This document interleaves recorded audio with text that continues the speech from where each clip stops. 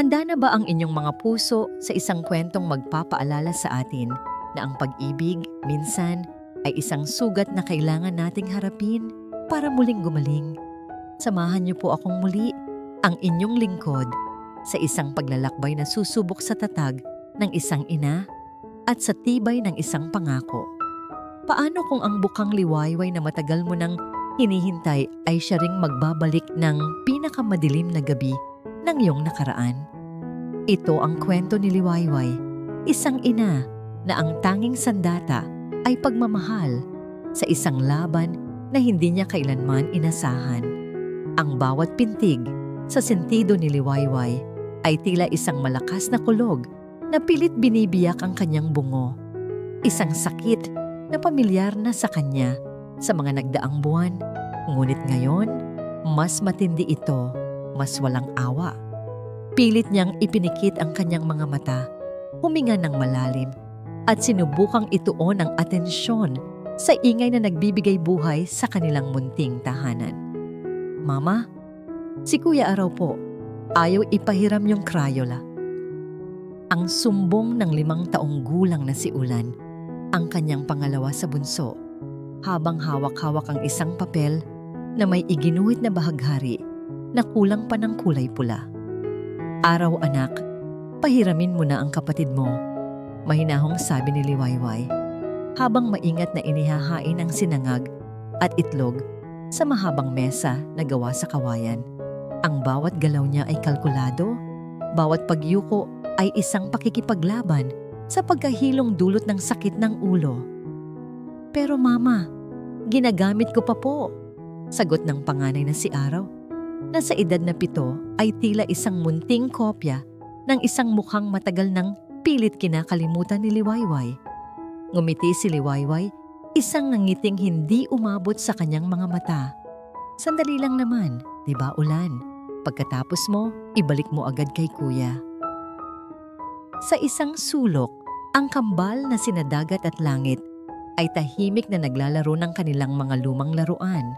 At ang bunso, si Tala, na 4 na taong gulang, ay nakaupo sa kanyang mataas na upuan. Matiyagang naghihintay ng kanyang almusal. 5 sila, 5 biyaya, 5 dahilan kung bakit kailangan niyang maging malakas. Kahit anong sakit, sila ang kanyang lakas. Mama, masakit po ba ulo niyo ulit? Tanong ni Tala. Ang kanyang mga matang bilugan at puno ng pag-aalala ay nakatitig sa kanya. Sa kanilang lahat, si Tala ang pinakamapagmasid. Hinaplos ni Liwayway ang buhok ng anak. Hindi anak, pagod lang si Mama. Halina kayo, kumain na tayo. Pinilit niyang sumabay sa kanila, ngunit ang bawat subo ay tila buhangin sa kanyang bibig. Ang kulog sa kanyang ulo ay nagiging isang malakas na bagyo. Ang mga boses ng kanyang mga anak ay unti-unting lumalayo. Nagiging isang ugong na lamang sa kanyang pandinig. Sinubukan niyang tumayo para kumuha ng tubig, pero ang sahig na kanyang kinatatayuan ay biglang umalon na parang dagat. Mama, narinig niya ang boses ni Araw, puno ng takot. Iyon ang huling narinig niya bago tuluyang lamunin ng kadiliman ang lahat. Isang amoy. Amoy ng alkohol at gamot. Iyon ang unang gumising sa kamalayan ni Liwayway. Dahan-dahan niyang iminulat ang kanyang mga mata. Puting kisame. Puting pader. Isang tunog ng makinang regular na tumitipa sa tabi niya. Ospital. Nasa ospital siya. Agad siyang napabangon, ngunit isang matalas na kirot sa kanyang ulo ang muling pumilit sa kanyang humiga. Ang mga anak ko. Iyon ang unang lumabas sa kanyang bibig. Ang boses niya ay paos at mahina. Isang nurse ang agad na lumapit sa kanya. Huminahon po kayo, ma'am. Ligtas po ang mga anak ninyo. Nasa pangangalaga po sila ng social worker pansamantala. Isang kapitbahay niyo po ang nagdala sa inyo rito. Gumaan ang kanyang pakiramdam, ngunit napalitan iyon ng isa pang alalahanin. Paano ang bayad? Paano niya mababayaran lahat ng ito? Kailangan ko na pong umuwi. Pilit niyang sabi, "Hindi po maaari." Isang boses ng lalaki ang sumagot. Isang boses na pamilyar. Isang boses na nagpatigil sa pagtibok ng kanyang puso. Mula sa may pintuan, isang figura ang dahan-dahang lumakad papalapit. Nakasuot ito ng puting coat. May stethoscope na nakasabit sa leeg. Ang kanyang tindig ay matikas. Ang kanyang mga hakbang ay may bigat ng awtoridad. Nang tuluyan itong maliwanagan ng ilaw mula sa bintana, napasinghap si Liwayway. Ang buhok na dati bahagyang magulo ay ngayoy maayos na nakasandal. Ang mga matang dati puno ng pangarap at pagmamahal para sa kanya ay ngayoy blangko, malamig at propesyonal. Ang mga labing dati nangako sa kanya ng walang hanggan ay ngayoy nakatikom sa isang seryosong linya. Isang alaala ang mabilis na dumaan sa kanyang isip. Isang gabi sa ilalim ng mga bituin, ang mainit nitong yakap. Ikaw ang bukang liwayway ko, Liway. Ang simula ng lahat ng magagandang bagay sa buhay ko. Ngunit ang lalaking nakatayo sa harap niya ngayon ay hindi na ang lalaking iyon. Sinag.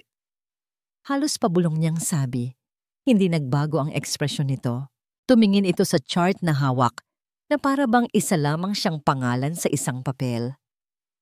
Ako si Dr. Sinag Lazaro, ang neurosurgeon na in charge sa kaso mo, Mrs. Aguas.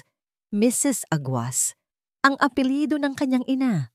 Ang apelyidong ibinigay niya sa kanyang mga anak. Ang sakit na dulot ng pagtawag niya sa kanya sa pangalang iyon ay higit pa sa sakit ng kanyang ulo. 10 taon. 10 taon na parang isang iglap lang nang makita niya itong muli. At sa isang iglap na yon, lahat ng sakit, lahat ng pait, lahat ng tanong ay bumalik. Pinilit ni Liwayway na salubungin ang mga mata nito, naghahanap ng kahit anong bakas ng nakaraan, kahit isang kislap ng pagkakakilala. Ngunit wala. Pader. Isang blangkong pader. Itinuon ni Dr. Lazaro ang kanyang mga mata sa kanya.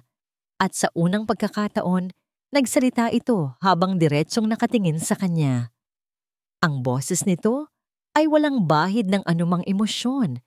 Kasing linis at kasing lamig ng mga pader ng silid na yon. Base sa initial scans, may nakikita kaming bukol sa utak mo. We need to confirm it. Bawat segundo na nakatitig si Sinag sa mukha ni Liwayway ay isang pakikipaglaban. Isang digmaan sa pagitan ng doktor na sanay sa pagkontrol ng emosyon at ng lalaking 10 taon na nagtatago sa likod ng pader ng galit at pagkasuklam. Pasyente. Siya ay pasyente mo lang, Sinag. Liwayway Aguas, 30 years old, female. Chief complaint, severe headache. Syncope.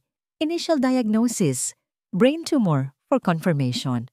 Paulit-ulit niyang sinasabi iyon sa kanyang isip, isang mantra na pilit niyang pinanghahawakan. Ngunit sa bawat pagkurap ng mga mata nito, mga matang dati sinasamba niya, gumuho ang kanyang depensa. Nakita niya ang takot sa mga matang yon, pero higit pa ron, nakita niya ang sakit. Isang sakit na hindi kayang ipaliwanag ng kahit anong CT scan. Pilit niyang ibinalik ang kanyang atensyon sa hawak na chart. Kailangan nating magisagawa ng MRI with contrast para matukoy ang eksaktong lokasyon at laki ng bukol. Pagkatapos niyon, magkakaroon tayo ng mas malinaw na plano. Ang bawat salitang lumalabas sa kanyang bibig ay malamig at kalkulado. Walang bakas ng nakaraan. Walang bahid ng damdamin. Iyon ang sinanay niyang gawin. Ang magtago sa likod ng kanyang propesyon. Iyon ang naging kanlungan niya nang iwan siya nito. Nakita niyang nanginginig ang mga kamay ni Liwayway na nakapatong sa puting kumot. Gaano kalala, Dok? Tanong nito. Ang pagtawag nito sa kanya ng Dok ay tila isang sundang na tumusok sa kanyang dibdib. Hindi pa natin masasabi. Diretsong sagot niya. Umiiwas na muling magtama ang kanilang mga paningin. Ang mahalaga ngayon ay manatili kang kalmado. Ang stress ay maaring mag-trigger ng isa pang episode. Gusto niyang isigaw ang mga tanong na nagpupumigla sa kanyang isip. Bakit ngayon ka lang nagpakita? Saan ka nagpunta? Totoo ba ang lahat ng sinabi ni Mama? pinagpalit mo ba talaga ako? Ngunit ang mga tanong na yon ay mananatiling nakakulong sa loob niya, tulad ng kung paano niya ikinulong ang puso niya sa loob ng isang dekada. Nang akma na siyang tatalikod para umalis, isang bigla ang ingay ang bumasag sa tensyonadong katahimikan ng silid. Bumukas ang pinto, isang malakas na kalabog na sinundan ng maliliit at nagmamadaling mga yapak. "Mama!" 5 maliliit na boses ang sabay-sabay na tumawag. Isang buhos ng enerhiya at buhay ang pumasok sa sterile na silid. 5 bata, 5 maliliit na anghel na may iba't ibang kulay ng damit ang tumakbo papalapit sa kama ni Liwayway. Napatigil si Sinag. Tila huminto ang pag-ikot ng mundo. Ang hangin ay biglang naging mabigat. Halos hindi niya mahinga. Ang atensyon niya ay napako sa mga bata.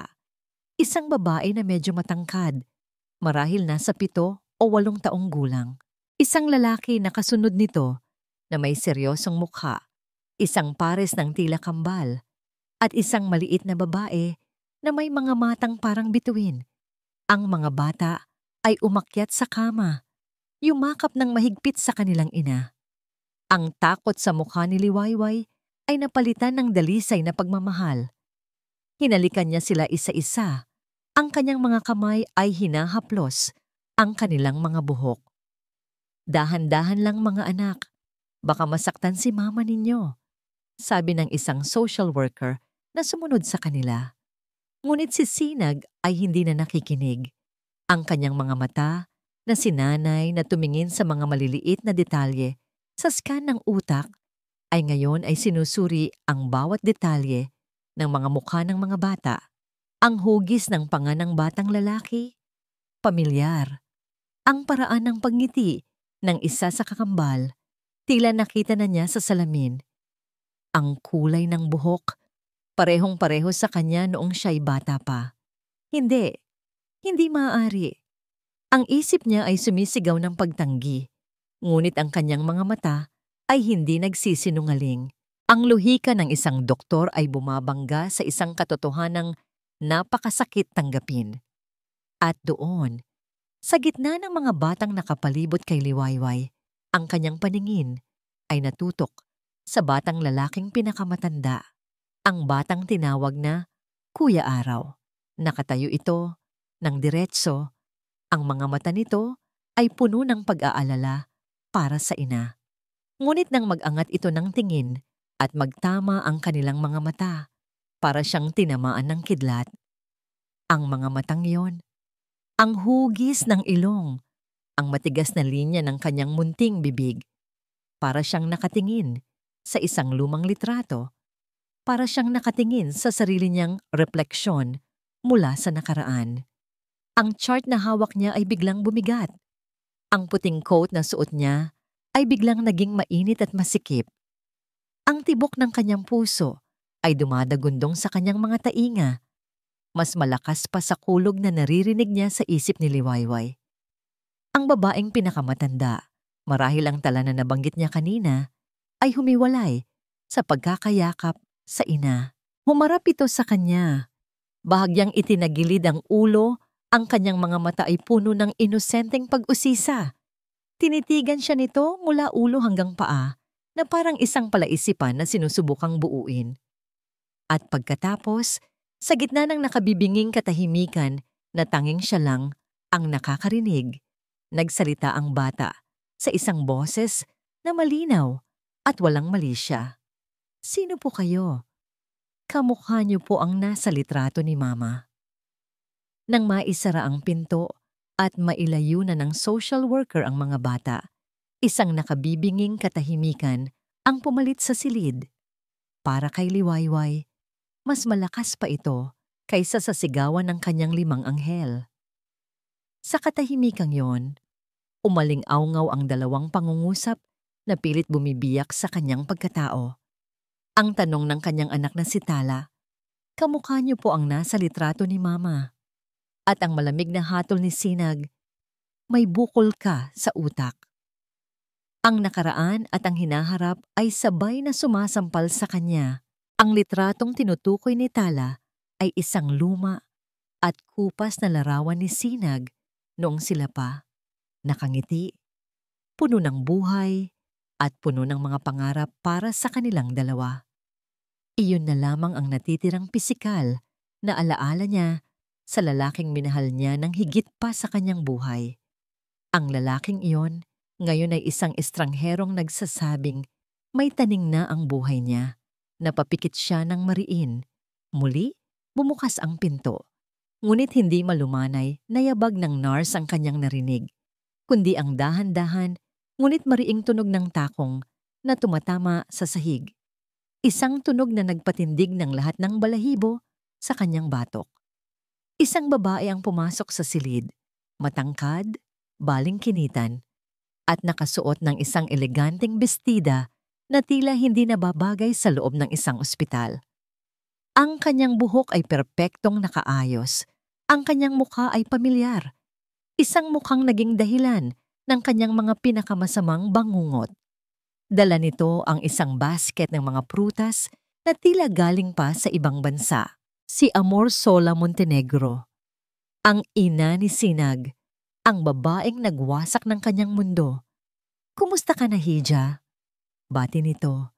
Ang boses ay kasing tamis ng pulot, ngunit ang nangiti sa mga labi ay hindi umabot sa malamig nitong mga mata. Inilapag nito ang basket sa mesa sa tabi ng kama. "Nabalitaan ko ang nangyari sa'yo. Siyempre bilang ina ng doktor mo, nararapat lang na kamustahin kita." Hindi makapagsalita si Liwayway. Ang dila niya'y tila na paralisa. Ang lahat ng tapang na inipon niya sa loob ng 10 taon ay biglang naglaho. Sa harap ng babaeng ito, muli siyang naging ang dalagang walang laban at durog ang puso. Umupo si Amor Sola sa silyang katabi ng kama. Ipinatong ang kanyang mamahaling bag sa kandungan. "Nakita ko ang mga anak mo kanina sa labas. 5 malulusog na bata. Masipag ka pala." May nanunuot na pangungutya sa tono nito. "Salamat po." Iyon na lamang ang naisagot niya, halos pabulong. Ngumiti si Amor Sola, isang nangiting tila may nakatagong lason. "Alam mo, Liwayway, naaalala ko tuloy ang isang kwento tungkol sa isang ibong maya. Ang maya, kontento na dapat sa kanyang pugad sa sanga ng puno. Ngunit isang araw, nakakita siya ng pugad ng agila sa tuktok ng isang bundok. Inggit na inggit siya. Ginawa niya ang lahat para makalipad ng kasing taas ng agila, para marating ang pugad na hindi para sa kanya. Tumigil ito at tinitigan siya ng diretso sa mata. Hinahayaang bumaon ang bawat salita. Pero alam mo ba ang nangyari sa maya? Napagod siya, nahulog, at sa huli, wala siyang pugad na nauuwian. Doon, naintindihan ni Liwayway, hindi ito pagbisita, isa itong babala. Ang takot sa kanyang puso ay unti-unting napalitan ng isang damdaming matagal na niyang hindi naramdaman sa harap ng babaeng ito. Galit. Isang galit na isinilang mula sa pagmamahal ng isang ina. Tumingin siya sa kanyang mga kamay na naglaba, nagluto, at yumakap sa kanyang 5 anak. Ang mga kamay na ito ang nagbigay sa kanya ng lakas. Inangat niya ang kanyang paningin. Sinalubong ang mga mata ni Amor Sola. Ang kanyang boses, nang muli siyang magsalita, ay hindi na nanginginig. Kalmado ito, ngunit may bigat na hindi matitinag. "Napakagandang kwento, Ginang Montenegro, pero hindi po ako ibon. Ina po ako." Huminga siya ng malalim. Hinugot ang lakas mula sa imahe ng kanyang mga anak. "Ang mga anak ko ang buhay ko. Hinding-hindi ko sila isusuko, kahit ano pa ang kapalit." Ang nangiti sa mukha ni Amor Sola ay bahagyang naglaho, napalitan ng saglit na pagkairita. Tila hindi nito inaasahan ang paglaban, ngunit mabilis din itong nakabawi. Tumayo ito at inayos ang kanyang damit. "Nasa sayo yan, Hija. Ngunit tandaan mo, ang isang ina, iniisip din ang kapakanan ng kanyang mga anak. Anong kinabukasan ang maibibigay mo sa kanila mula sa kama ng ospital na ito?" Iniwan nitong nakabitin ng tanong sa hangin. Sa huling pagkakataon, tiningnan siya nito mula ulo hanggang paa, na para bang isang dumi na kailangang walisin. Pagkatapos ay tumalikod na ito at lumabas ng silid. Iniwan ng amoy ng mamahalin nitong pabango at ang laso ng kanyang mga salita. Naiwan si Liwayway na mag-isa.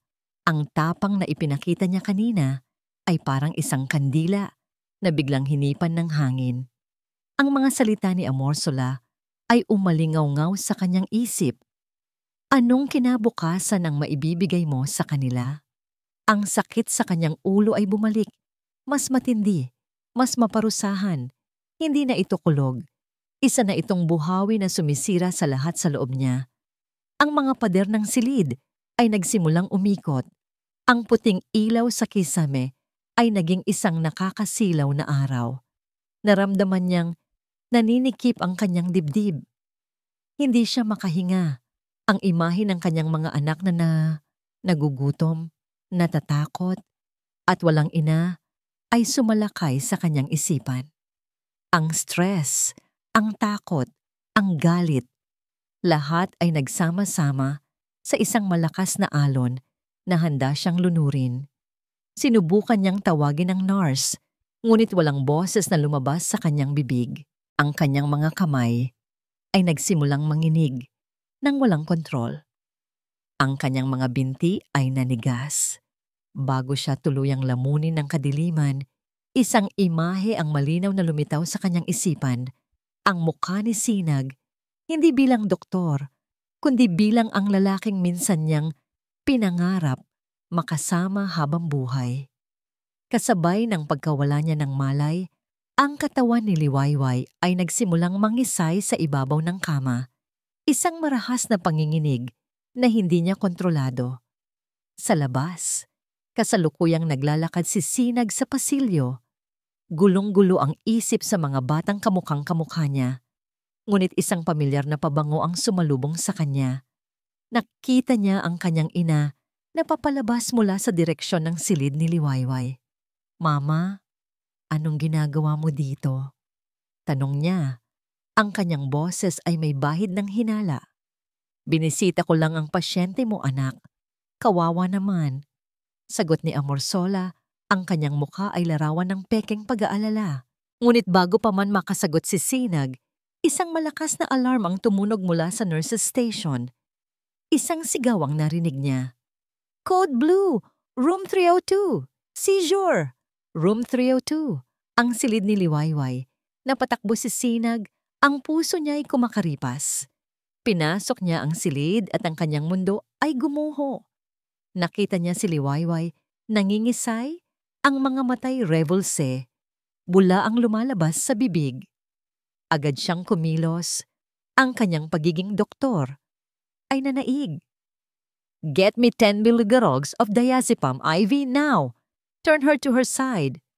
Sigaw niya sa mga nurse na nagsidatingan. Sa gitna ng kaguluhan, habang hawak niya ang ulo ni Liwayway para hindi ito maumpog, may narinig siyang isang halos pabulong na salita mula sa nanginginig na mga labi nito.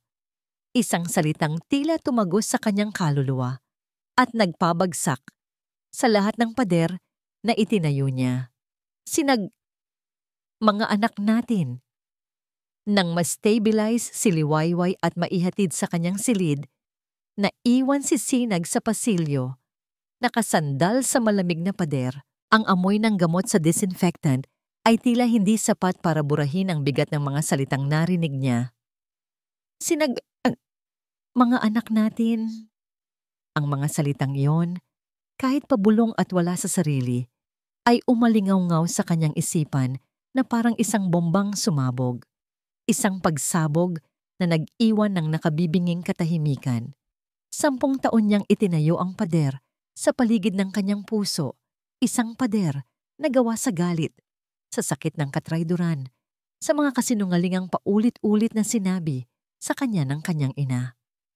Ngayon, sa isang iglap, ang pader na yon ay nagkaroon ng lamat. Nakita niya ang kanyang ina, si Amorsola, na naghihintay sa dulo ng pasilyo. Ang mukha nito ay kalmado, ngunit ang mga mata ay matalim. Nilapitan niya ito Ang kanyang mga hakbang ay mabibigat. Sa opisina ko tayo mag-usap, sabi ni Sinag. Ang kanyang boses ay walang emosyon, ngunit sa loob niya ay isang bagyo ang namumuo. Ang opisina ni Amorsola Montenegro bilang hospital administrator ay hindi isang ordinaryong kwarto. Ito ay isang testamento sa kanyang kapangyarihan. Mamahaling murals, mga painting na gawa ng mga sikat na artist, at isang malaking bintana kung saan tanaw ang buong syudad. Sa lugar na ito, siya ang reyna. Isinara ni Sinag ang pinto. Hinarap niya ang kanyang ina na nakaupo ng komportable sa likod ng kanyang malaking mesa. Ang mga bata, panimula niya, walang paligoy-ligoy. Kamukha ko sila, Mama. At narinig ko si Liwayway. Kahit wala siya sa sarili, binanggit niya, "Anak!" Putol ni Amorsola, ang kanyang boses ay puno ng pag-aalala na tila isang perpektong isina sa ulo na linya sa isang dula. Huwag kang magpapadala sa emosyon. Ang babaeng yun ay desperada. May sakit siya. Malamang ay naguguluhan ang kanyang isip. Anong aasahan mo? Pero ang mga mukha nila, giit ni Sinag. Tumayo si Amorsola, lumapit sa kanya at hinawakan ang kanyang pisngi na parang isa pa rin siyang paslit. Sinag, mahal kong anak, naalala mo ba kung gaano kanya sinaktan? Iniwan kanya. Pinili niya ang pera. Ang sabi mo pa nga noon, handa siyang ipalaglag ang dinadala niya para lang sa yaman. Ngayon, pagkatapos ng 10 taon, magpapakita siya rito. May dalang 5 anak at ikaw ay agad maniniwala? Ang bawat salita ni Amorsola ay isang patak ng lason na muling bumubuhay sa mga lumang sugat. Ang sakit, ang kahihiyan, ang galit. Lahat ay bumalik. Iyon ang kwentong alam niya, ang kwentong humubog sa kanya. Siyempre, sasabihin niyang sayo ang mga yan, dagdag pa ni Amorsola. Ang kanyang boses ay mas malumanay na ngayon, mas mapang-akit. Ano pa ba ang mayroon siya? Ikaw ang tanging pag-asa niya. Isang sikat na doktor. Huwag kang maging marupok, Sinag. Halos maniwala na ulit si Sinag. Ang lohika sa sinasabi ng kanyang ina ay matibay. Ngunit may isang bagay na hindi tama. Isang maliit na detalye na gumugulo sa kanya. Paano niyo nga ulit nalaman na umalis na siya noon, Mama? Tanong niya. Sinusubukan ng kanyang ina. Ngumiti si Amorsola, isang nangiting panalo. Naaalala ko pa ang araw na iyon. Isang napakalakas na ulan na para bang ang langit ay nakikidalamhati para sa'yo. Ako mismo ang pumunta sa apartment ninyo para i-check ka. At doon, nakita ko ang sulat na iniwan niya. Ang sulat na nagsasabing pinipili niya ang ibang lalaki. Isang napakalakas na ulan. Sa isang iglap, ang isip ni Sinag ay bumalik sa araw na yon 10 taon na ang nakalipas. Ang araw na naghintay siya kay Liwayway sa parke kung saan sila laging nagkikita. Ang araw na hindi ito sumipot. Ang araw na umuwi siya sa kanilang apartment at natagpuan ang sulat. Naalala niya ang lahat. Ang sakit sa kanyang dibdib, ang bigat sa kanyang mga paa, at ang panahon. Hindi umuulan ng araw na yon. Sa katunayan, naaalala niya kung gaano kasakit sa mata ang sikat ng araw. Isang perpektong hapon. Isang magandang araw para mawasak ang puso ng isang tao. Isang maliit na detalye. Isang kasinungalingan na hindi sinasadya. Ngunit para kay Sinag, ang maliit na bitak na yon ay sapat na para pagdudahan ang buong pundasyon ng kanyang galit. Tumango lang siya sa kanyang ina. Hindi ipinapahalatang may nagbago sa loob niya. Sige po, Mama. Salamat. Kailangan ko nang bumalik sa trabaho. Umalis siya sa malamig na opisina, ngunit hindi na siya ang parehong tao na pumasok doon. Ang katiyakan ay napalitan ng pagdududa. Pumunta siya sa isang tahimik na sulok ng doctor's lounge. Kinuha niya ang kanyang telepono at nag-dial ng isang numerong Matagal na niyang hindi tinatawagan. Marco? Sabi niya nang may sumagot sa kabilang linya. Kailangan ko ng pabor. Isang pabor na sayo ko lang mapagkakatiwalaan. Ano yon pare? Sagot ng kaibigan niyang pribadong investigador. May ipapahanap ako sayo. Sabi ni Sinag, ang kanyang boses ay mababa at seryoso. Gusto kong malaman ang lahat tungkol sa isang babae. Liwayway Aguas, lahat ng ginawa niya sa nakalipas na 10 taon, walang ititira. Ilang oras ang lumipas, gabi na. Nasa kanyang opisina si Sinag, nakatitig sa blankong screen ng computer, ngunit ang nakikita niya ay ang mga mukha ng 5 bata. Biglang nag-vibrate ang kanyang telepono. Si Marco. Ang bilis mo naman, sagot ni Sinag. Hindi pa ito kompleto, sabi ni Marco sa kabilang linya.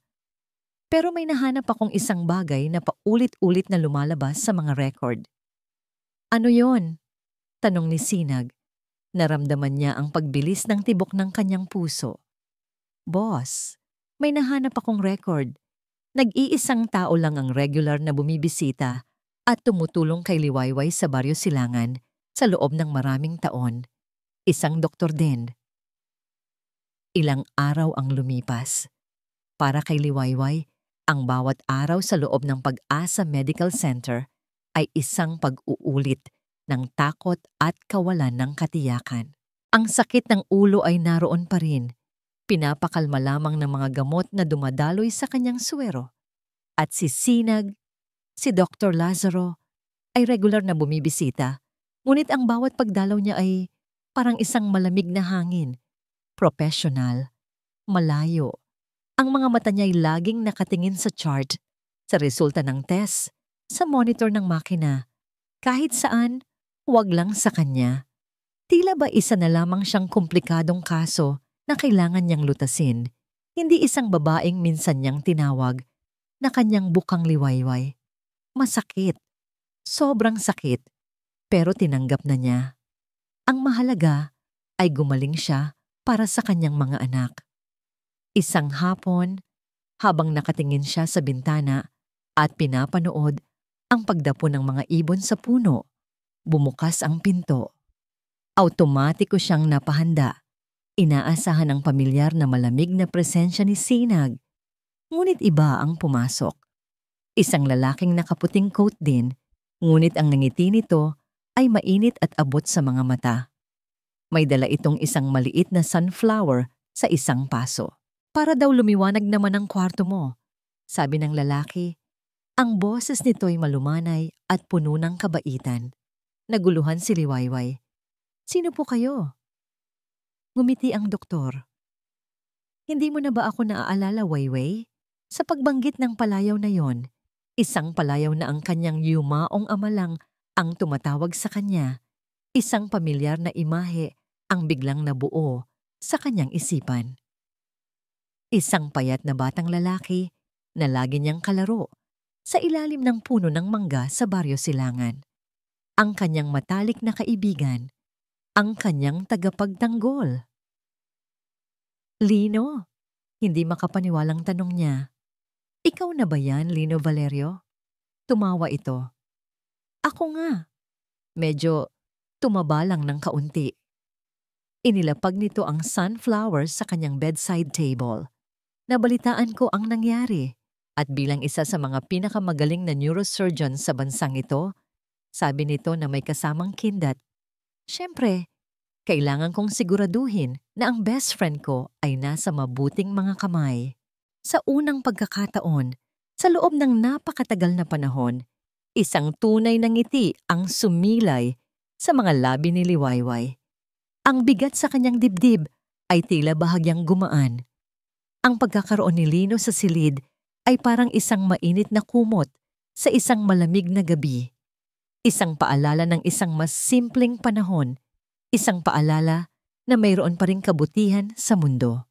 Sakto namang bumukas muli ang pinto at pumasok si Sinag. Seryoso gaya ng dati. Hawak ang isang bagong set ng resulta ng laboratorio. Napatigil siya nang makita si Lino na nakaupo sa tabi ni Liwayway.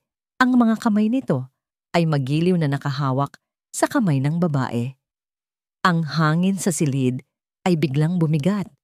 Dr. Valerio, bati ni Sinag, ang kanyang boses ay mas malamig kaysa sa karaniwan. I wasn't informed you were coming for a consult. Hindi ito consult, Dr. Lazaro. Kalmadong sagot ni Lino. Hindi binibitiwan ang kamay ni Liwayway. Pagbisita ito sa isang matagal ng kaibigan. Isang mabilis na kislap ng inis ang dumaan sa mga mata ni Sinag bago niya ito pilit na itinago sa likod ng kanyang profesional na maskara. Ibinaba niya ang mga resulta sa paanan ng kama. The tumor is showing signs of rapid progression, sabi ni Sinag. Ang kanyang atensyon ay diretsong nakatuon kay Lino na para bang silang dalawa lang ang nag-uusap. The edema around it is causing significant pressure, which explains the recent seizure. Anong approach ang plano mo? Tanong ni Lino. Ang kanyang tono ay nagbago na rin. Naging seryoso at puno ng awtoridad, nakapantay ng kay Sinag. Habang nagpapalitan sila ng mga terminolohiyang medikal na halos hindi maintindihan ni Liwayway, ang tanging nararamdaman niya ay ang tensyon sa pagitan ng dalawang lalaki. Si Sinag, malamig at klinikal. Si Lino, seryoso ngunit may bahid pa rin ng pag-aalala sa kanyang mga mata sa tuwing sumusulyap ito sa kanya. Napansin ni Lino na bahagyang nahulog ang kumot mula sa balikat ni Liwayway. Maingat niya itong inayos, isang simpleng kilos ng pag-aalaga. Ngunit ang simpleng kilos na yon ay hindi nakalampas sa mga mata ni Sinag.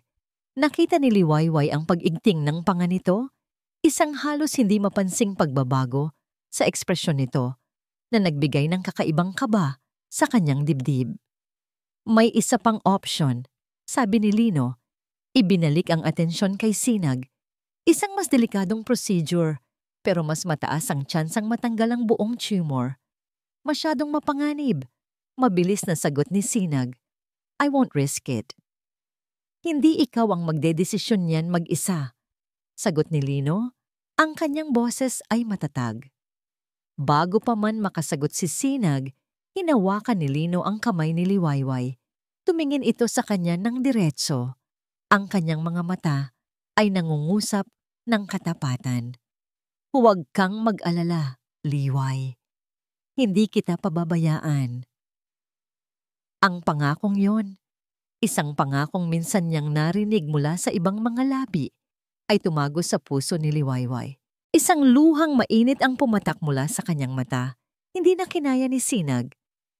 May kailangan pa akong tingnang pasyente.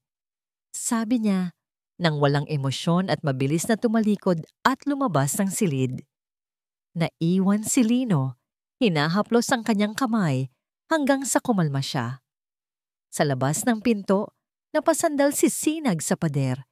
Pilit na kinokontrol ang isang damdaming hindi niya dapat nararamdaman. Selos.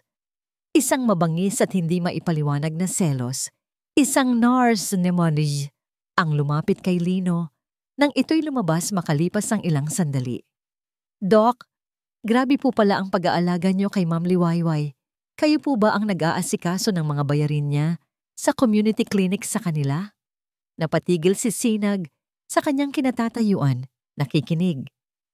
Narinig niya ang mahinang sagot ni Lino, hindi para sa kanya, kundi para sa nurse. Matagal ko nang binabantayan ang kalagayan niya. Alam ko ang lahat. Ang mga salita ni Lino ay umalingaw-ngaw sa isipan ni Sinag na parang isang hatol. Alam ko ang lahat. Hindi na niya kailangan ng kumpirmasyon mula sa kanyang investigador. Ang paraan ng pagtitig ni Lino, ang bigat ng kanyang mga salita, iyon na ang ebidensya. Ngunit ang doktor sa loob ni Sinag, ang siyentipikong nangangailangan ng patunay, ay naghihintay pa rin. At ang paghihintay na yon ay natapos ng gabing iyon. Nasa loob siya ng kanyang opisina, ang tanging liwanag ay mula sa malamig na ilaw ng kanyang computer monitor. Isang email mula kay Marco, ang subject, Final Report, Liwayway Aguas. Nag-alinlangan siyang buksan ito. Isang bahagi niya ang gustong i-delete na lang, Ang email, bumalik sa pader ng galit na naging pamilyar sa kanya sa loob ng 10 taon. Ngunit mas malakas ang puwersang humihila sa kanya papalapit sa katotohanan. Huminga siya ng malalim at nag-click. Isang folder na puno ng mga dokumento ang bumungad sa kanya. Mga bank record, mga litrato, mga kopya ng mga papeles. Inunan niya ang mga financial record. Doon, nakita niya ang isang trail ng mga anonymous na donasyon sa isang maliit na community center sa Baryo Silangan, ang parehong center kung saan nagtatrabaho si Liwayway. At sa dulo ng trail na yon, isang pangalan, ang foundation na pag-aari ng pamilya ni Dr. Lino Valerio. Si Lino. Si Lino ang tumutulong sa kanya sa lahat ng mga taong yon, sa paraang hindi niya malalaman. Isang kirot ng selos ang muling kumurot sa kanyang puso, ngunit agad itong natabunan ng sunod na dokumento. Binuksan niya ang isang PDF file, 5 birth certificate, tala-agwas, ulan-agwas, araw-agwas, dagat-agwas, langit-agwas. Ang mga pangalan ng mga anak niya, mga anak nila. Kinakalkula ng kanyang utak ang mga petsa, tumutugma. At sa ilalim ng bawat birth certificate, may isang maliit na nota mula sa midwife na nagpaanak, isang requirement sa kanilang lokal na health unit. Father's description: tall, fair-skinned, with eyes that resemble the morning sun. Ang hangin ay tila naubos sa kanyang baga, mga matang parang sinag ng araw sa umaga. Ang palayaw na ibinigay sa kanya ni Liwayway. Nanginginig ang kanyang mga kamay habang binubuksan ang huling file. Isang scanned na kopya ng isang sulat kamay na liham. Pamilyar ang sulat. Kanyang sulat. Ngunit hindi niya matanda ang isinulat niya ito. Binasa niya ang mga salita, at ang bawat salita ay isang pako na ibinabaon sa kanyang dibdib. Liway, patawarin mo ako. Hindi ko na kaya. Masyadong mabigat ang mundo para sa ating dalawa. Magiging pabigat lang ako sa mga pangarap mo. Mas magiging masaya ka kung wala ako. Huwag mo na akong hanapin. Paalam, aking bukang Liwayway. Isang suicide note. Isang pekeng suicide note. Ito ang ginamit ng kanyang ina para paniwalain si Liwayway na wala na siya, na sumuko na siya sa buhay. Samantalang siya, sa kabilang banda, ay pinaniwala sa isang sulat ng pamamaalam na si Liwayway naman ang sumuko sa kanya. Isang perpektong krimen, isang perpektong kasinungalingan na sumira hindi lang sa 2 buhay, kundi sa 6 pa. Ang galit na naramdaman niya ay hindi mainit. Malamig ito. Isang nakakapasong lamig na gumapang mula sa kanyang sikmura hanggang sa kanyang lalamunan. Ang imahe ng kanyang ina na may ngiti sa mga labi habang sinisira ang kanilang buhay ay lumitaw sa kanyang isipan. Ang 10 taon na nasayang. Ang 10 taon na dapat sana'y kasama niya sa pagpapalaki sa kanilang mga anak.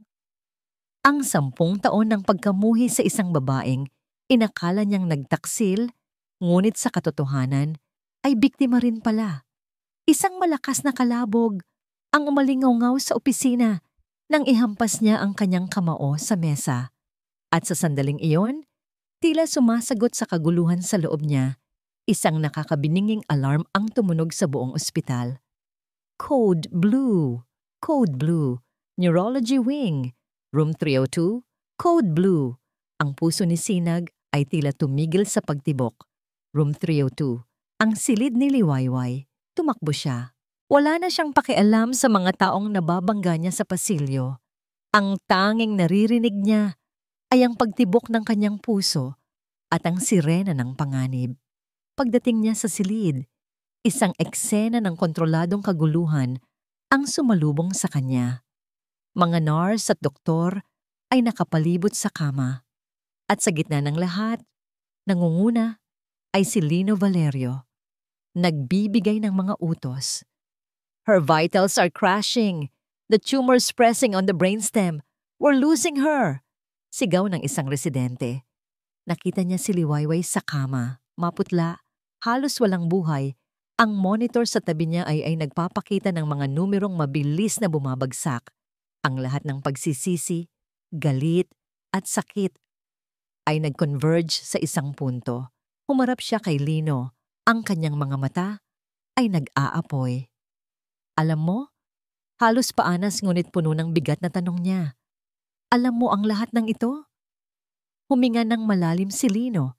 Hindi inaalis ang tingin sa pag-stabilize kay Liwayway. Ngunit ang kanyang sagot ay para kay Sinag. Matatag. Walang pag-aalinlangan. Oo. Pagkatapos ay lumingon ito at sinalubong ang kanyang mga mata. Ang mga mata nito ay puno ng hinanakit at isang uri ng matuwid na galit. At tungkulin kong protektahan siya mula sa mga taong nanakit sa kanya. Kasama ka na doon. Bago pa man makasagot si Sinag, dumating ang head ng neurology department, isang matandang doktor na may awtoridad sa kanyang boses. Anong nangyayari dito? We need to perform an emergency craniotomy, sir. Mabilis na sagot ni Lino. Now. Tiningnan ng head ang sitwasyon. Tiningnan si Sinag na nakatayo roon na parang isang estatwa. At pagkatapos ay kay Lino na handa ng kumilos. Gumawa ito ng mabilis na desisyon. Dr. Lazaro, sabi nito sa isang boses na pinal at hindi matututulan. Dahil sa personal na ugnayan mo, tinatanggal ka namin sa kasong ito. Dr. Valerio ang mamumuno sa operasyon. May mga sandali kung saan si Liwayway ay nagigising, hindi isang tunay na paggising, kundi isang paglutang sa pagitan ng malay at kawalan. Nararamdaman niya ang sarili na parang isang dahon sa isang ilog, tinatangay ng anggos, patungo sa isang lugar na hindi niya alam. Sa mga sandaling iyon, nakakarinig siya ng mga pira-pirasong tunog. Ang mahinang pag-iyak ng kanyang mga anak sa labas ng silid.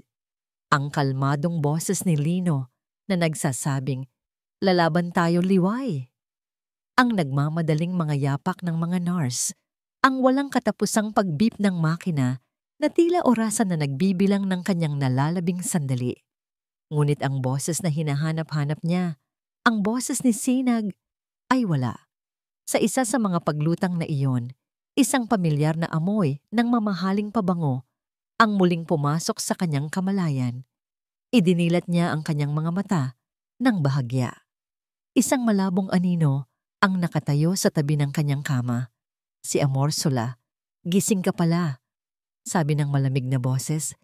"Makinig kang mabuti dahil minsan ko lang itong sasabihin." Isang puting sobre ang lumapag sa kumot na bumabalot sa kanya. Mula sa sobre, isang bagay na makapal ang dahan-dahang idinulas ni Amorsola palabas. Isang tseke, isang manager's check. Ang mga numero na nakasulat dito ay sapat na para bumili ng 100 bahay na tulad ng sa kanya. Buhay ka man o mamatay pagkatapos ng operasyon, ito na ang huling pagkakataon mo.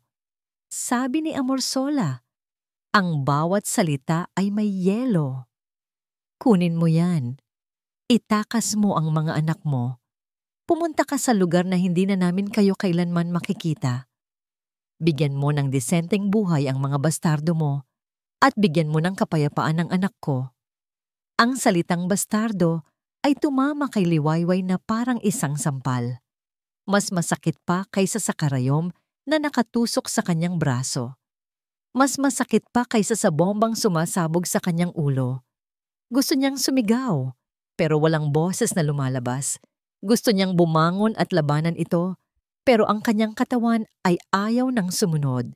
Tanging ang kanyang mga mata ang may kakayahang magsalita. Mga matang puno ng galit na hindi kayang sukatin ng kahit anong halaga. Ginamit niya ang lahat ng natitira niyang lakas. Ang buong puwersa ng kanyang pagiging ina. Dahan-dahan, nanginginig, itinaas niya ang kanyang kamay. Hinawakan niya ang tseke. Naramdaman niya ang saglit ng ngiti ng tagumpay mula kay Amorsola. Ngunit hindi niya ito inilagay sa kanyang tabi. Sa halip, sa isang huling pagsabog ng determinasyon, pinunit niya ito. Muli at muli. Ang mga piraso ng papel na nagkakahalaga ng milyon-milyon ay nahulog sa kanyang kumot na parang mga puting luha. Ang mukha ni Amorsola ay nagbago mula sa pagiging kampante tungo sa purong pagkasuklam. "Hangal ka pa rin gaya ng dati," sabi nito bago tumalikod at marahas na lumabas ng silid. Naiwan si Liwayway, ang kanyang paghinga ay mabigat. Ipinaglaban niya ang dignidad ng kanyang mga anak. Iyon na ang huli niyang laban. Naramdaman niyang bumibigay na ang kanyang katawan. Ang ilog ay tinatangay na siya ng mas mabilis. Papalayo, papalayo. Parang isang multo. Iyon ang pakiramdam ni Sinag habang nakatayo siya sa labas ng intensive care unit, nakatingin kay Liwayway sa likod ng makapal na salamin. Hindi siya maaaring pumasok, hindi bilang doktor, hindi bilang kahit ano. Siya si Dr. Sinag Lazaro, ang henyo ng neurosurgery, ang gintong kamay ng Pag-asa Medical Center. Kaya niyang ayusin ang pinakakomplikadong problema sa utak ng tao. Pero ngayon, ang babaeng pinakamahalaga sa kanya ay nasa bingit ng kamatayan at ang tanging magagawa niya ay manood. Lahat ay nawala. Ang 10 taon na pinaniwalaan niyang katotohanan ay gumuho. Ang babaeng minahal niya ay mamamatay na. Ang 5 anak na hindi niya alam na sa kanya pala ay maaaring mawalan ng ina. Ang karapatan niyang iligtas ang mga ito ay ipinagkait sa kanya. Nakita niya si Amorsola na papalabas mula sa silid ni Liwayway. Ang mukha nito ay puno ng galit. Nagtama ang kanilang mga mata. Sa isang iglap, wala na ang paggalang ng isang anak. Wala na ang takot. Ang natira na lang ay ang dalisay na galit sa isang taong sumira sa lahat. Ngunit wala siyang lakas para kumprontahin ito. Hindi ngayon. Ang kanyang atensyon ay bumalik kay Liwayway. Nakita niya ang biglaang pag-commotion sa loob. Ang mga nurse ay nagmamadali. Ang monitor ay nag-iingay ng mas malakas, isang tunog ng desperasyon. Si Lino, na hindi umalis sa tabi ni Liwayway, ay tumingin sa labas, sa direksyon niya. Ang mga mata nila ay muling nagtama sa pamamagitan ng salamin.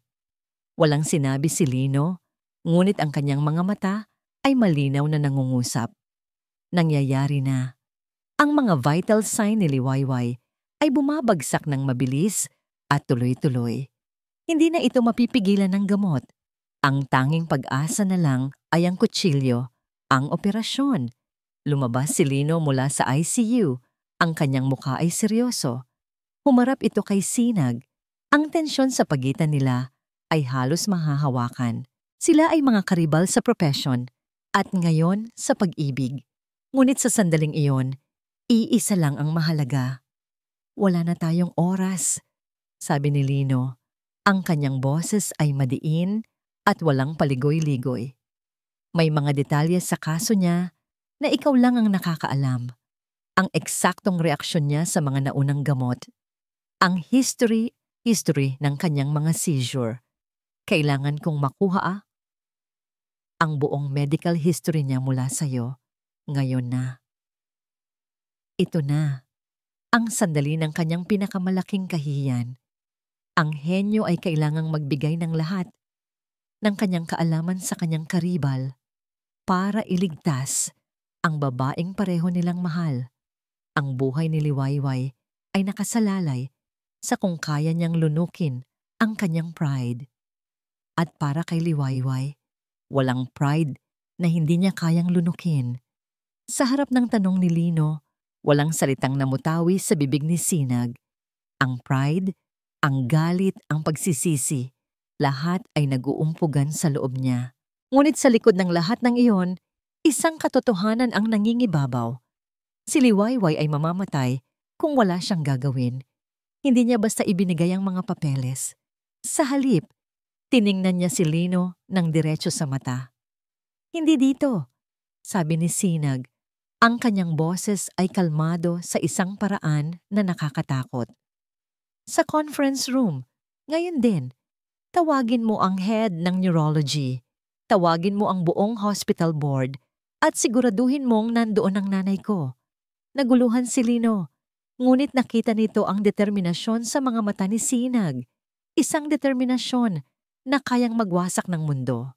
Tumango ito. Makalipas ang 15 minuto, ang conference room ay puno ng tensyon. Ang mga miyembro ng board ay nakaupo sa paligid ng mahabang mesa, nagbubulungan. Nagtataka kung bakit sila ipinatawag sa isang emergency meeting sa gitna ng gabi. Sa isang dulo, nakaupo si Amorsola Montenegro. Ang kanyang muka ay nagpapakita ng pagkainis, ngunit may bahid ng pag-aalala. Sa kabilang dulo, nakatayo si Lino. Ang kanyang mga braso ay nakakrus sa dibdib. Bumukas ang pinto at pumasok si Sinag. Sa kanyang kamay, dala niya ang isang folder. Ang folder na naglalaman ng katotohanang sisira sa lahat. Salamat sa pagdating ninyo. Panimula niya, ang kanyang boses ay matatag at umaalingaw-ngaw sa tahimik na silid. Ipinatawag ko kayo dahil sa isang pasyente sa ICU, si Liwayway Aguas. Dr. Lazaro, sabi ng hospital director, kung ito ay tungkol sa desisyon na alisin ka sa kaso. Hindi, putol ni Sinag. Tumingin siya sa bawat isang miyembro ng board. Ito ay tungkol sa kung bakit ako dapat inalis sa kaso noon pa man. Si Liwayway Aguas ay hindi lang isang pasyente. Binuksan niya ang folder at inilapag sa mesa ang mga kopya ng 5 birth certificate. 10 taon na ang nakalipas, may isang kasinungalingang sumira sa buhay ko. Isang kasinungalingang nagpaniwala sa akin na ang babaeng mahal ko ay nagtaksil sa akin. Ang kanyang mga mata ay lumipat sa kanyang ina. Nakita niya ang pagbabago sa mukha nito mula sa pagkalito, patungo sa dahan-dahang pagkatanto, at sa huli, sa purong takot. Pinaniwala ako sa isang pekeng sulat. Pagpapatuloy ni Sinag, ang kanyang boses ay nagsisimulang manginig sa pinipigilang galit. At siya, ang babaeng nasa bingit ng kamatayan ngayon, ay pinaniwala rin sa isang pekeng sulat. Isang pekeng suicide note na nagsasabing isinuko ko na ang buhay ko. Isang kolektibong paghinga ng pagkagulat ang narinig sa silid. For 10 years, sabi ni Sinag, ang kanyang tingin ay nakapako na lamang kay Amorsola. I believe a lie. Isang kasinungalingan na ipinakain sa akin ng taong pinagkatiwalaan ko ng lubos. At doon, ibinagsak niya ang huling bomba. Ang pinakamabigat sa lahat. Ang 5 batang tinutukoy sa mga birth certificate na yan. Ang mga batang nakita ninyo sa pasilyo kanina. Huminto siya, hinayaang bumigat ang bawat salita. Mga anak ko sila. Di ang katahimikan na sumunod ay nakabibingi. Si Amorsola ay napaputing parang papel. Ang kanyang bibig ay bahagyang nakabukas sa pagkabigla. Walang salitang lumalabas. Ang reyna ay natanggalan ng korona sa harap ng kanyang buong kaharian. Ngunit hindi pa tapos si Sinag. Ang lahat ng ito ay may isang layunin. Dahan-dahan siyang lumingon. Ang kanyang buong atensyon ay ibinaling kay Lino Valerio. Ang pride, ang yabang, ang imahe ni Dr. Sinag Lazaro na kilala ng lahat ay naglaho. Ang natira na lamang ay isang ama, isang lalaking desperado. Lumakad siya papalapit kay Lino. Ang bawat hakbang ay isang pag-amin ng kanyang pagkatalo. Huminto siya sa harap nito.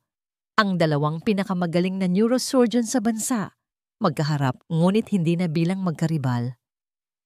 Wala na akong karapatan. Halos pabulong na, sabi ni Sinag, ang kanyang boses ay basag. Wala akong karapatang humingi ng kahit ano sa'yo. Ako ang dahilan kung bakit siya nagdusa. Ang pamilya ko ang sumira sa kanya. Ngunit nagmamakaawa ako sa'yo, Lino. Hindi bilang isang doktor sa kapwa-doktor, kundi bilang isang ama na nakikiusap para sa ina ng kanyang mga anak. At doon, sa harap ng board, sa harap ng kanyang ina, sa harap ng kanyang karibal, ang araw ay lumuhod. Dahan-dahang iniluhod ni Sinag ang kanyang mga tuhod sa malamig na sahig. Tumingala siya kay Lino. Ang kanyang mga mata ay puno ng luhang. Ngayon lang niya pinakawalan sa loob ng 10 taon. Pakiusap, Lino. Ilang beses mo na siyang iniligtas sa akin. Sa galit ko, sa kapabayaan ko. Gawin mo ulit. Iligtas mo ang aking liwayway. Iligtas mo ang nanay ng mga anak ko. Pakiusap. Ang silid ay puno ng mga taong makapangyarihan. Ngunit sa sandaling iyon, ang lahat ng kapangyarihan ay nasa kamay lamang ni Lino Valerio. Tinitigan niya si Sinag na nakaluhod. Isang imahe na hindi niya kailanman inakala na makikita niya. Isang mahaba at nakakabinging katahimikan ang namayani. Pagkatapos, tumango si Lino. Dahan-dahan. Gagawin ko, sabi nito. Ang kanyang boses ay kalmado, ngunit may bigat ng isang pangako. Pero para sa kanya, hindi para sa'yo. May pulang ilaw sa ibabaw ng pinto ng operating room, isang maliit na bumbilya na nagsisilbing isang nagbabantang paalala. Sa loob ng silid na yon, ang buhay at kamatayan ay nagsasayaw sa dulo ng isang scalpel. Para kay Sinag, ang pulang ilaw na iyon ay isang araw na hindi sumisikat, isang araw na hindi rin lumulubog. Nakaupo siya sa isang malamig na upuang metal sa pasilyo, sa tapat mismo ng pinto. Hindi na siya si Dr. Lazaro, ang iginagalang na neurosurgeon. Isa na lamang siyang ordinaryong tao, naghihintay, walang kapangyarihan, at lubos na nakasasalay sa kamay ng ibang tao. 1, 2, 3 oras. Ang bawat tiktak ng orasan sa pader ay parang isang martilyo na pumupukpok sa kanyang sentido. Bawat tunog ng sapatos na dumadaan sa pasilyo, bawat pagbukas ng pinto ng elevator ay nagpapatindig ng kanyang balahibo. Umaasa ngunit kasabay ding natatakot sa balitang maaaring dumating. Sa loob ng 3 oras na yon, isang buong dekada ang muling nag-replay sa kanyang isipan. Ang matatamis na alaala. Ang unang beses na nakita niya si Liwayway sa library ng universidad, ang buhok nito ay nakatali sa isang magulong buon. Ang ilaw ng lampara ay nagbibigay diin sa kanyang konsentrasyon. Ang unang paghawak nila ng kamay habang namamasyal sa parke. Ang unang halik sa ilalim ng isang punong mangga. Ang lasa ng labi nito ay mas matamis pa sa prutas. Ang mga gabing pinaplano nila ang kanilang kinabukasan sa isang maliit na apartment na pinuno nila ng mga pangarap.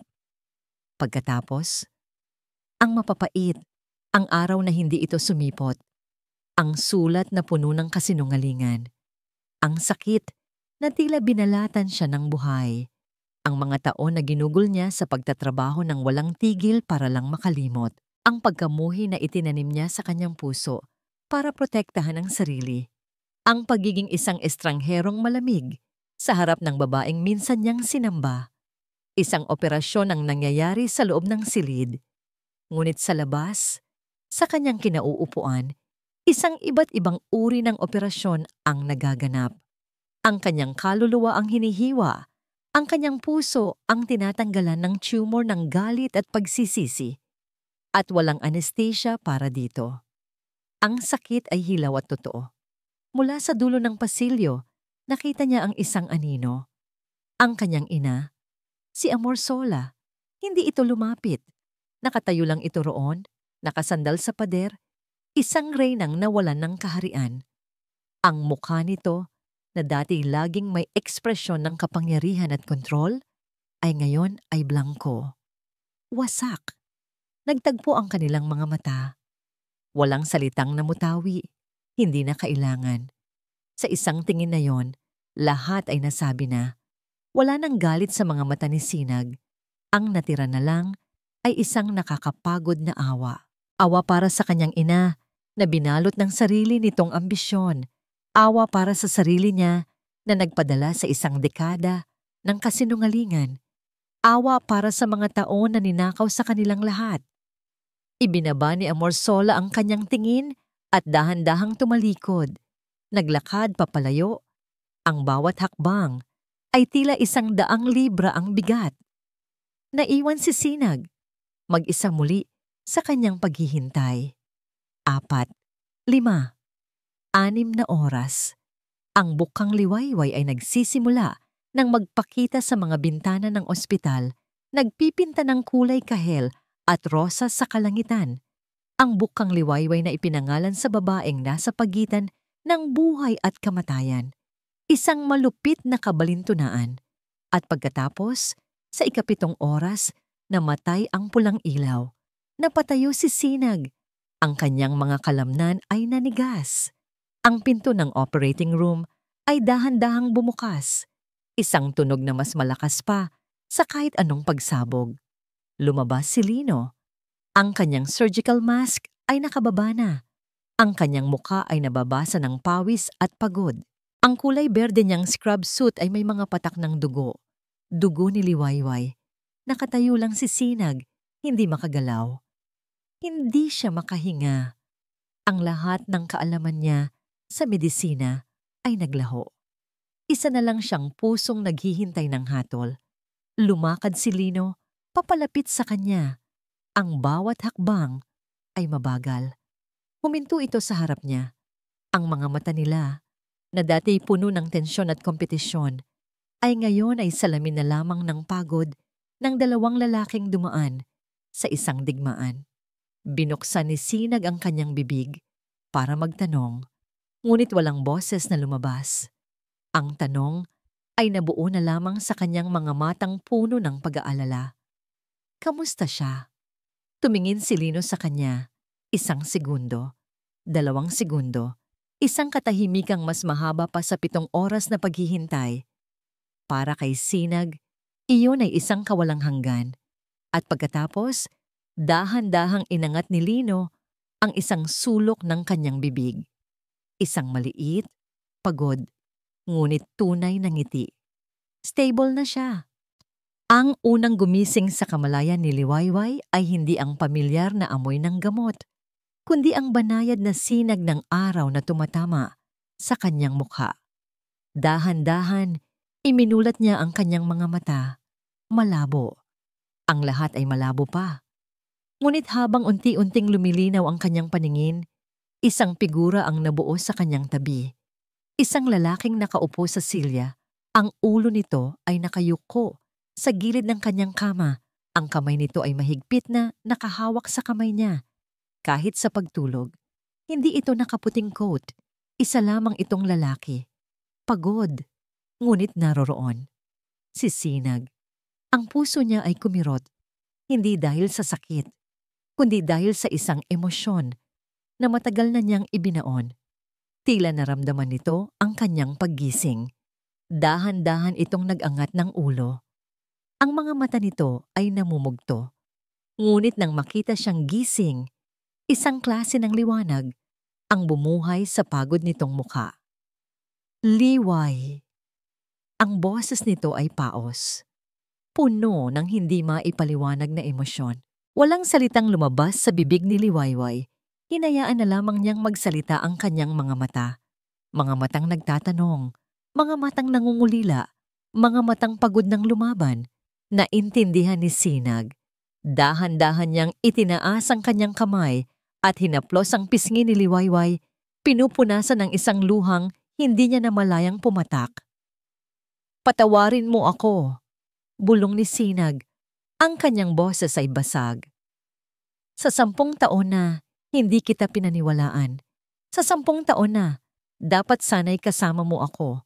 Sa lahat ng sakit, patawarin mo ako. Umiling si Liwayway ng bahagya. Pareho tayong biktima, Sinag. Halos hindi marinig na sagot niya. Ang mahalaga, narito ka na. Hindi na nila kailangan ng mahabang paliwanagan. Ang bigat ng 10 taon ay unti-unting naglaho sa pagitan ng kanilang mga hawak kamay at sa pag-unawang nakikita nila sa mata ng isa't isa. Ang sugat ay malalim, ngunit sa wakas, ang paghilom ay nagsisimula na. Lumipas ang mga linggo na naging buwan. Ang paggaling ni Liwayway ay isang milagro na sinaksihan ng buong ospital. Ngunit ang tunay na nagpagaling sa kanya ay hindi lamang ang matagumpay na operasyon. Ito ay ang tunog ng halakhak ng 5 bata na regular nang bumibisita sa kanya, na ngayon ay may kasama ng isang amang hindi na nahihiyang yakapin sila. Si Lino Valerio ay naging isang tapat na kaibigan, bumibisita paminsan-minsan, ngunit nagbibigay ng espasyo na kailangan nila. Si Amor Sola Montenegro ay nag-resign bilang hospital administrator at umalis ng bansa. Nag-iwan ng isang sulat na puno ng pagsisisi, ngunit hindi humihingi ng tawad. Para kay Sinag, iyon ay sapat na. Isang hapon, ilang buwan matapos ang operasyon, dinala ni Sinag ang kanyang buong pamilya sa isang lugar na sagrado sa kanya. Ang dalampasigan kung saan niya unang sinabi kay Liwayway na mahal niya ito. Ang araw ay papalubog, nagpipinta ng kulay ginto at lila sa kalangitan. Ang hangin ay amoy alat, at ang tunog ng mga alon ay isang perpektong musika. Pinanood ni Sinag si Liwayway na nakaupo sa buhangin. Ang buhok nito ay malaya nang sumasayaw sa hangin. Hindi na nakatali sa isang hospital bun. Ang kulay ay bumalik na sa kanyang mga pisngi. Ang kanyang nangiti, iyon pa rin ang bukang Liwayway na minahal niya.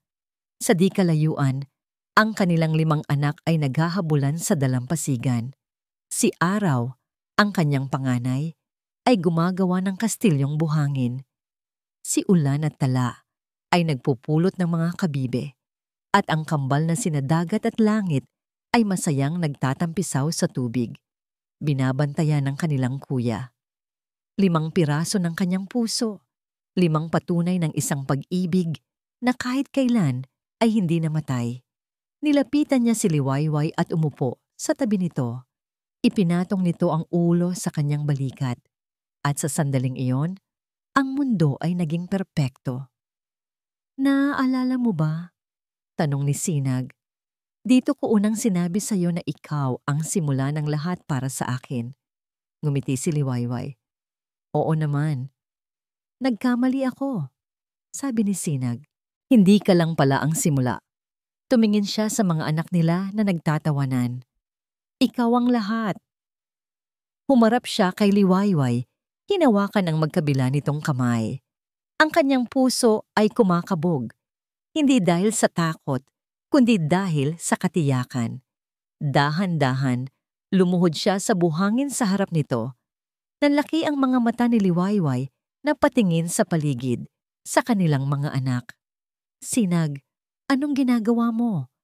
Mula sa kanyang bulsa, kinuha ni Sinag hindi ang isang mamahaling singsing, kundi ang isang simpleng singsing na gawa sa pinulupot na damong dagat na ginawa niya habang naglalakad kanina. Isang simbolong kasing natural at kasing totoo ng kanilang pag-ibig. 10 taon ang ninakaw sa atin, Liway. 10 taon ng mga sana. Pero ayoko nang tumingin sa nakaraan. Ang gusto ko na lang tingnan ay ang hinaharap. Kasama ka. Ang mga luha ng kaligayahan ay nagsimulang mamuo sa mga mata ni Liwayway. Liwayway Agwas, liwanag ng buhay ko. Kunin, sabi ni Sinag, ang kanyang boses ay puno ng pagmamahal na naghintay ng 1 dekada. Pakasalan mo ako. Hayaan mong punan ko ang bawat araw ng mga darating pang taon bilang asawa mo at ama ng mga anak natin. Hindi na kailangan ng salita. Tumango si Liwayway, ang kanyang mga luha ay malayang dumadaloy. Oo, Sinag. Oo. Isinuot ni Sinag ang singsing sa kanyang daliri. At sa sandaling iyon, ang 5 bata na tila naramdaman ang mahika ng sandali ay tumakbo papalapit sa kanila. Yehey! Magpapakasal na si Mama at si Papa. Sigaw ni Tala. Yumakap silang lahat, isang magulo, maingay, at perpektong yakap ng isang pamilya. Isang ama, isang ina, at 5 bunga ng kanilang pag-ibig. Sa ilalim ng papalubog na araw, sa tabi ng dagat, isang bagong bukang liwayway ang nagsimula para sa pamilya Lazaro. At sa pagkakataong ito, Wala nang dilim na makakapigil pa sa pagsikat nito. At dito po nagtatapos ang kwento nina Liwayway at Sinag, isang paalala na ang tunay na pag-ibig ay marunong maghintay, marunong magpatawad, at kayang lagpasan ang pinakamatinding dilim para muling masilayan ang liwanag. Ang mga sugat ng nakaraan, gaano man kalalim, ay kayang paghilumin ng pag-ibig na tapat at totoo. Maraming salamat po sa inyong walang sawang pagsubaybay, mga minamahal naming tagapakinig. Naway napulutan ninyo ng aral at inspirasyon ang kwento natin ngayong araw. Mag-iwan po kayo ng komento sa ibaba. Anong klaseng kwento naman po ang gusto ninyong marinig sa susunod? Ang inyong mga saloobin ay mahalaga po sa amin. Hindi dito nagtatapos ang ating paglalakbay. Marami pa pong kwentong kasing ganda at mas puno ng aral dito sa aming channel. Kung nagustuhan nyo ang kwentong ito, i-like, i-share sa pamilya at mga kaibigan. At mag-subscribe na rin para lagi kayong updated sa mga susunod pa naming kwento. I-click nyo ang notification bell para kayo ang unang makarinig kapag may bago kaming upload. Pagpalain po kayo ng Panginoon, kayo at ang inyong buong pamilya. Hanggang sa muli, Love Kilig TV.